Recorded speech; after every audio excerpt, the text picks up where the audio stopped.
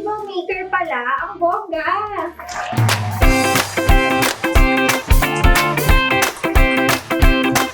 Hello mga momshi, mga katipid! Welcome sa ating YouTube channel. Ako si Mommy Gracie, ang kasama nyo sa pagiging wais, budgetarian at tipid na mommy. Kung bago kayo dito sa ating channel, gusto pa namin kayo makasama sa mga susunod na kwentuhan, huwag nyo kalimutan i-click yung subscribe at i-hit ang bell button para sa mga susunod pang update. Meron na naman tayo ngayong tipid find na sobrang excited ako i-share sa inyo. Alam nyo kasi mga ek-ek din ako sa mga bagay-bagay. Mahilig din ako mag-organize. Mahilig din ako mag-label-label ng mga gamit-gamit sa bahay. Kaya sobrang excited ako sa i-share ko sa inyong tipid find na item ngayon. Ito siya! Ayan! Kita niyo ba? Ang ating very budget-friendly na label maker. Alam niyo, nakita ko to sa tipid living group at sobrang nag-trending din to sa loob ng group. At madaming mga mommies ang talagang napabili din para mag-label. Lalo na ngayon, di ba? Kasi homeschool halos lahat. Saka hindi lang naman siya sa mga school supplies pwedeng magamit, di ba? Pwede din siya sa scrapbook o kaya sa mga jar, sa mga storage nyo sa bahay na gusto nyo lagyan ng label. Ayan, nabili ko lang siya sa Lazada. 267 pesos lang. Ito, mura, no? 267 pesos lang. Pero may nakita ako sa Shopee, mas mura pa siya. Hindi ko lang sure kung magkano yung shipment. Nakikita ko kasi ito dati sa mall. Parang ganito, iba lang yung brand. Parang nasa 2,000 siya. Kaya na nakita ko na nasa 200 plus lang siya online. Ayun, talagang bumili ako. Inabahan ko yung sale. Kaya free shipping siya. Kaya sa Lazada ako nakabili. Yung brand niya is Motex. Ayan, ito yata yung model number. Kasi may mga iba-iba pa silang type. Meron yung iba, may kasamang extra na wheel para sa ibang style ng letters ng pagkasulat. Itong nabili ko, isa lang. Tapos may kasama na siyang tape.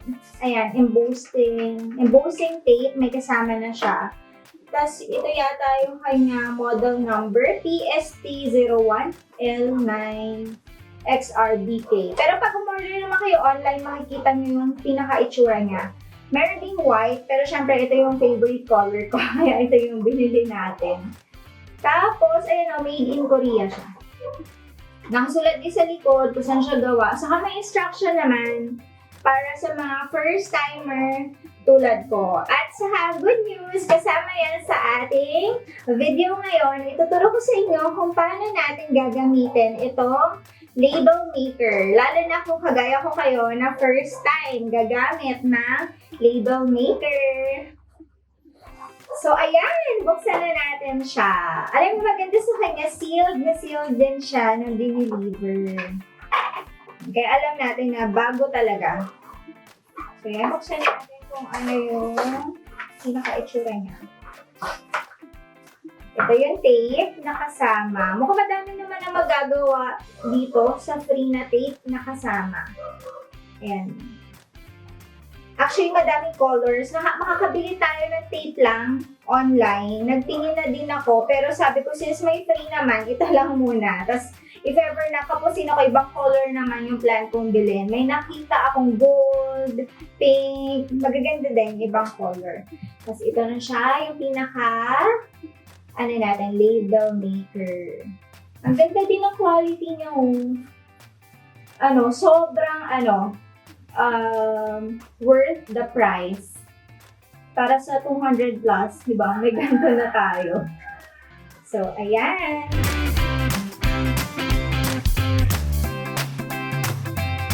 So, ito na mga momshi yung ating demo kung paano gamitin ang ating Motex label maker. Meron naman siya actually instruction sa likod. Pero kung kagaya ko kayo na mas natututunan nyo din visually, tuturin natin sa inyo kung paano siya gamitin. Actually, una nakapagpagana nito yung asawa ko. Madali lang pala siya, nakaka-excite kasi parang feeling mo bata ka ulit. So una is ito yung label maker, tapos ito yung ating tape. nakasama sa ating package. Ilalagay lang natin yung tape. Isushoot natin dito para lalagyan ng tape. Makikita nyo naman siya pag hawak nyo na yung label maker. Tapos, ipipress natin gently yung lever. Yun yung parang pinaka-space. So, yan. Parang half press lang. Gently lang. Tapos, kakainin nyo na mag-isa yung tape. Ayan. Hanggang sa, ayan, di ba lumampas na siya doon. Isushoot natin naman ngayon sa hook yung pinaka-cage yung tape. Tapos, ayan, kita na natin, nandito na yung tape. Pipili na tayo ng letter na isusulat natin. Itong nabili ko na label maker, ang option lang niya is caps lock lahat. Meron na bibili na additional na wheel. Basta daw for this model, pwede tayong bumili na color black din or white na wheel. So, ayan. Kunyari, pens yung susulat natin. So, letter P. Pag letters na yung pinipindot nyo, madiin na, hard press na. Di ba kanina, gently lang yung press natin sa space. Ngayon naman, hard na. Madiin na. Parang sagad na yung press natin. Tapos, ayan. Di ba? Saya. Tapos, ngayon, kailangan ko ulit mag-space bago ko i-cut. So, gentle lang. Tapos, ayan meron na siya. Naka-built-in din na pang-cut, yung scissor na drawing. So, yung itatapat nyo lang dito sa parang pinaka-line yung letter, yung character na gusto nyo. Meron ding mga special character ito. May number din. So, ayan. Ngayon, pipindutin ko yung cut. Hard press lang din ulit. At, ayan na siya. Bongga. Ang saya. Tapos, pwede nyo na lang siya i-trim kung anong size yung gusto nyo. Parang pag tinignan mo, tatagal at mauubos nitong ganitong tape, no? So, yun lang. To summarize, ulit, pag space, gentle press lang. Kapag letter, hard press. So, bago nyo i-cut, mag-space muna kayo. Kasi yung una kong mga nagawa, na-cut ko na agad, walang space. So, bitin yung pinaka-label niya.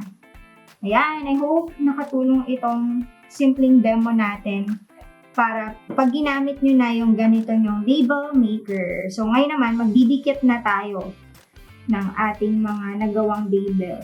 So, ayan, iti-trim muna natin siya kasi diba ang laki ng space dito, hindi siya even. So, para maganda naman pag dinikit natin. Ito yung mga nagawa natin kanina.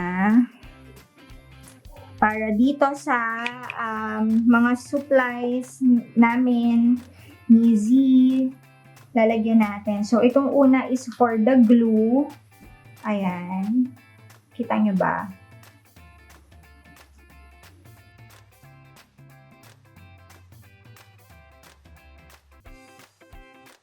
Yan, maganda yung pinaka-adhesive niya. Ayan. So, pwede dito. Kayo kung saan nyo gusto ilagay.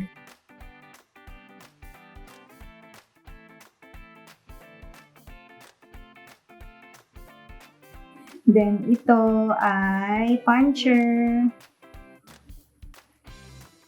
Yan, kasi tabi niya yung una ko. Ingatan natin. Diba? Ang ganda. Ako kasi lagi, saan ba nakalagay yung parang hindi hanap ng hanap. O kaya pag pinakuha natin sa bagets yung supplies, madali din nilang mahanap.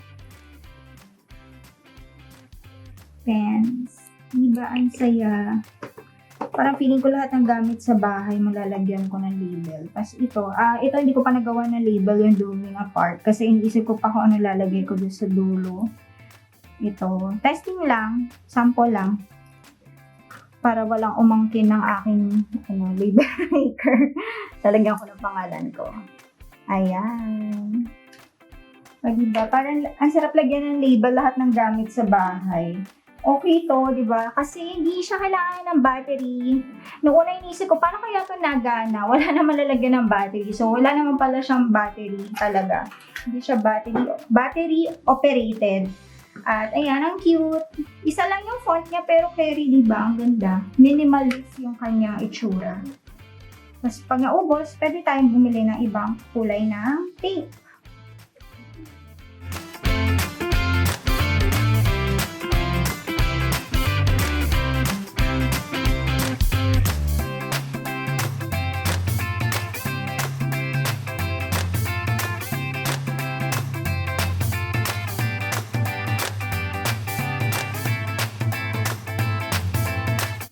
Ayan, nakakatuwa, di ba mga mom? So, kaya pala natin mag-organize ng mga gamit-gamit sa ating bahay sa budget-friendly na halaga.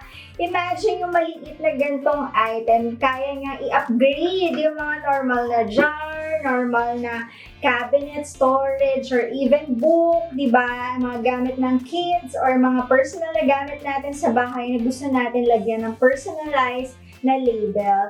So, ayan, I hope nakatulong sa inyo ang ating bagong tipid find. Excited na akong makita yung mga creation nyo gamit yung ganitong label maker. Share nyo sa akin ha, yung mga gawa nyo. Baka magka-idea din ako ng iba pa nating mga katipid kung saan natin pa pwedeng magamit yung mga gantong label maker. So, I hope to see you again next time. Huwag nyo kalimutan mag-subscribe at i-click yung bell button para sa mga updates sa mga susunod pa nating tipid hacks, money tips, at iba pang usapang budget. See you again next time! Bye!